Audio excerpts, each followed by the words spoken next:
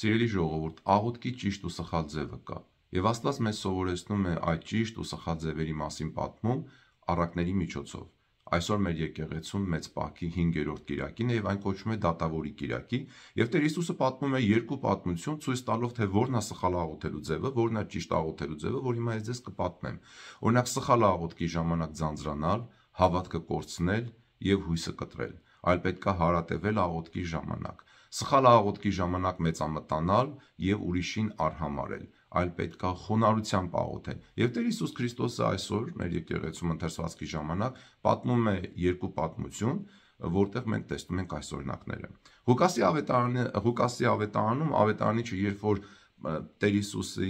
այս պատմությունները բերում է, մի նախադասություն է գրում ամեն պատմությունից առաջ, որտեղ ցույց է տալիս թե ինչի է Տեր Հիսուսը այս պատմությունը պատմում։ Օրինակ դատավորի առակից առաջ Ղուկաս ավետարանիչը այսպեսի նախադասություն է գրում, ասում է. «Եվ մի առակ էլ պատմեց նրանց աղոթքի մեջ մշտապես հարատևելու եւ չձանձրանալու մասին»։ Այսինքն սխալ է աղոթքի մեջ ձանձրանալ, իսկ երբ մարդը ձանձրանում, երբ որ սկսում է հույսը կտրել, թե տեսնես Աստված իմ աղոթքը կլսի, թե չէ։ Սխալ է ձանձրանալ, սխալ է հույսը կտրել, սխալ է հավատքը կտրել, այլ պետք է հարատևել աղոթքի մեջ։ Եվ Տեր Հիսուսը պատմեց դատավորի առակը, ասելով, որ մի դատավոր կար, որ Աստծուց չէր վախենում եւ մարդկանցից էլ չէր սոսկում։ Այս դատավորը ոնց ասի Աստծուց վախ չուներ եւ մի կին էր գալիս աղքատքին, ոչ տեր ուներ, ոչ տիրական այս երկրի վրա, ոնց որ ասած, բայց Աստված էր իր տերը։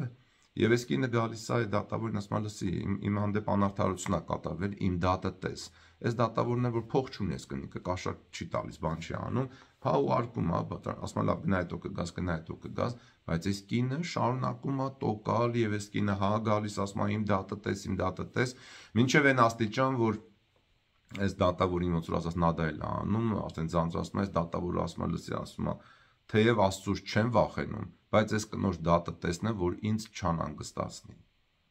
Հանուն իրեն հանգիստ թողնելու համար, ասում է, թեև ես Աստծուց չեմ վախենում, ինչ ուզում անում եմ, ես այս կնոջ դատը տեսնեմ։ Եվ այդ կնոջ դատը տեսնում է, ու Տեր Հիսուսն ասում է. «Նայեք, լսեցեք», ասում է, ինչ ասեց անիրավ այդ բանը, անաստված Աստծուց չվախեցող դատավորը։ Եթե ինքը այսպես վարվեց այդ կնոջ նկատմամբ, ապա միթե Աստված արդարություն չի անի նրանց նկատմամբ, ովքեր գիշեր-ցերեկ հավատքով աղաղակում են, կանչում Տիրոջ անունը, գիշեր-ցերեկ, այսինքն տոկում են եւ հարատևում են աղոթքի մեջ։ Եվ Տեր Հիսուսն ասեց, բայց երբ որ մարդու որդին վերադառնա, հավատք կգտնի, այսինքն ամեն ինչ կլինի իր տեղում, չասեց եկեղեցի կգտնի, չասեց այս կգտնի, չասեց այն կգտնի, հավատք կգտնի մարդկանց մեջ։ Դրա համար սիրելի ժողովուրդ, Տեր Հիսուսը մեզ սովորեցնում է, որ երբ որ դուք աղոթում եք, հարատևեք, աղաղակեք Աստծուն եւ համբերեք, մանավանդ երբ որ դուք բարի բանի համար եք աղոթում եւ Տերը տեսնում է, որ ձեզ օգտակար է, անպայման համբերեք եւ հարատևեք աղոթքի մեջ եւ չձանձրանաք։ Երկրորդ առակը, որ պատմեց Տեր Հիսուսը, ելի ճիշտ ու սխալի մասին աղոթքի, Ղուկաս ավետարանիչը էլի մի այսպիսի նախադասություն է բերում, ասում է. «Եվ մի առակ էլ պատմեց նրանց այն մասին, որ ոմանք իրենց արդար են կարծում եւ արհամարում են ուրիշներին»։ Եվ ասում է մաքսավորն ու փարիսեցին տաճար իջան աղոթելու։ Փարիսեցիները այնպիսի մարդիկ էին, ովքեր որ ձգտում էին ամեն ինչի մեջ Աստծո պատվիրաններով ապրել եւ ասենց տող պահում էին Աստծո օրենքը։ Եվ ասում է փարիսեցին, ասես փառքես Տեր Աստված, որ ինձ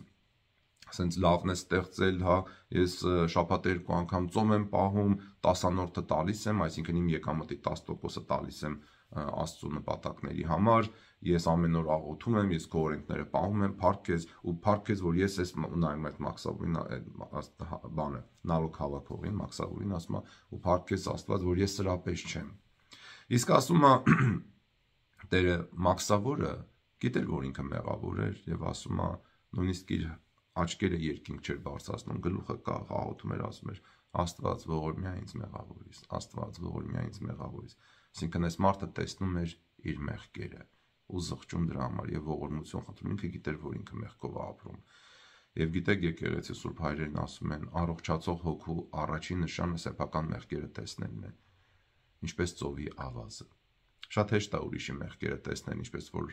փարիսեցիներ տեսնում այդ նալոկ հավաքողի մեղքերը,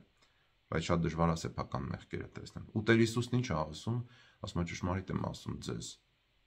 մաքսավորը տաճարից դուրս եկավ արդարացած, այլ ոչ թե փարիսեցին։ Այսինքն զգուշ պետք է լինենք ժողովուրդ ջան, որ մենք այս կյանքը որ ապրում ենք, մենք մեզ չմեծամտածնենք, մենք որ եկեղեցի ենք գնում, մենք որ պատարագի ենք մասնակցում, մենք որ մեզ քրիստոնյա ենք համարում, հանկարծ ուրիշներին չարհամարենք։ Եվ շատ հեշտ է ուրիշների մեղքերը տեսնել, բայց դու չես տեսնում այդ մարդը զղջում է, թե չի զղջում, դու չես տեսնում այդ մարդը խոստովանում է, թե չի խոստովանում իր մեղքերը, այդ մարդը ապաշխարում է, թե չէ, այլ քո գործը առաջի հերթին քո սեփական մեղքերը տեսնելն է, քո անձը խոնարհեցնելը Աստծո առաջ։ Ու գիտեք Տեր Հիսուսը այդ առակը ասելուց ինչ խոսքով է ավարտում, ասում է. նա ով իր անձը բարձրացնի, պիտի խոնարհվի, իսկ նա ով իր անձը խոնարհեցնի, պիտի բարձրանա։ Ուրեմն փարիսեցին եկավ տաճար, կարող է ինքը իսկապես արդար մարդ էր, այդ մարդը իր եկամտի 10%-ը տալիս էր, այդ մարդը ծոմ էր պահում, այդ մարդն ամեն օր աղոթում էր, բայց ինքը մեծամտածավ, ինքը սկսեց իր անձը բարձրացնել, ես սենց եմ, ես լավն եմ, ես լավն եմ, Տեր Հիսուսն ասում է, թե դու քո անձը բարձրացնում ես, դու կխոնարհվես, բայց նա ով իր անձը խոնարհեցնի, ինչպես Մաքսավոր ասում էր, Աստված ողորմյա ինձ մեղավորից, որտեղ գիտեր, որ ինքը մեղքով էր ապրում, Աստված իրեն բարձրացրեց եւ Տեր Հիսուսն ասեց, նա իր տունը գնաց արդարացած։ Հիմա տեսնում եք, սիրելի ժողովուրդ, այսօրվա դասը, որ մենք սովորում ենք Աստվածաշնչից, Դատավորի կիրակից, դա նա է, որ աղոթքի մեջ պետք է հարատևել, չպետք է ձանձրանալ։ Եվ չպետք է սեփական անձը մեծամտածնել, չպետք է մեծամտանալ եւ արհամարել ուրիշներին, չպետք է կարծել, որ դու լավ մարդ ես, որ դու արդար մարդ ես, դա թող Աստված որոշի։ Իսկ դու տես քո մեղքերը, զղջա քո մեղքերի համար եւ ողորմություն խնդրի Աստծուց։ Դե լավ եղեք սիրելի ժողովուրդ, եթե զայնագրությունը ձեր սրտին խոսեց, դուք թողեք ձեր երեխաներն էլ լսեն, կիսեք ձեր էջերին, որպեսզի ավելի շատ հայ մարդիկ իմանան։ Մեզ շատ պետք խոնարհություն, գիտակցաբար խոնարհվել, չմեծամտանալ, չարհամարել ուրիշներին,